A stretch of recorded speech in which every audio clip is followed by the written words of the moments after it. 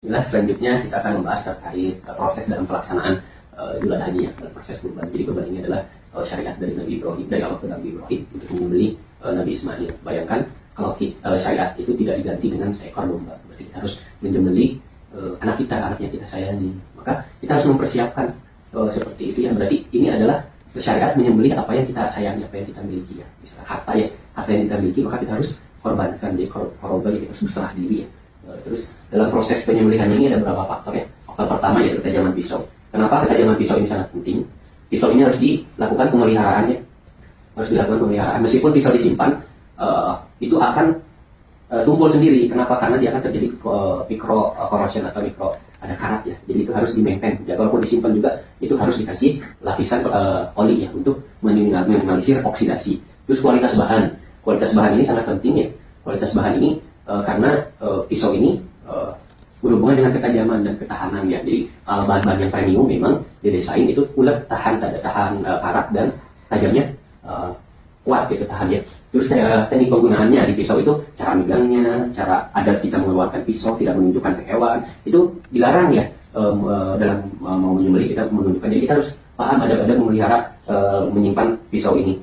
Terus dari perubahan sapinya, ini perubahan sapi ini sangat berpengaruh nantinya. Kenapa berpengaruh? Kalau proses perubahannya tidak bagus, misalkan kasar, dicerat gitu, terus ada yang sampai pakai kayu, itu pas diikatnya di kakinya, ini nanti sapinya tidak tenang, nanti akan agresif, dia akan mengarah timbul hormon stres, dan hormon stres ini yang menyebabkan dagingnya ulet, terus dagingnya tidak bau, alat ya dagingnya, dan nanti bau gitu nanti. Terus perhatikan juga aliran darahnya, ini darahnya mengalir enggak? Gitu kita harus perhatikan ya, kita harus punya adab.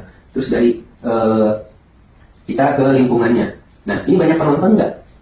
Banyak penonton nggak? Banyak penonton itu membuat sapi stres karena sapi ini tidak terbiasa dengan banyak orang, kecuali meskipun di kandang ya, tapi dia tidak biasa dengan suara-suara bising ya, suara-suara speaker itu tidak ini. Anak-anak yang teriak-teriak, apalagi teriakannya dengan teriakan histeris, itu menyebabkan si sapinya juga histeris. Terus tenaga kerjanya, panitianya udah ada briefing ya, jangan sampai pas di hari H bingung siapa yang ikat, siapa yang ngerubukin. Itu bahkan banyak kejadian telat menyembelih gara-gara nunggu tim jaganya gitu. Harusnya tiap masjid kalau bisa adalah sudah punya tim yang minimal 4 orang yang paham terkait ilmu penyembelihan ini, karena ini ilmu kita ya, harusnya ilmu orang muslim gitu, jangan punya orang jagal yang misalnya.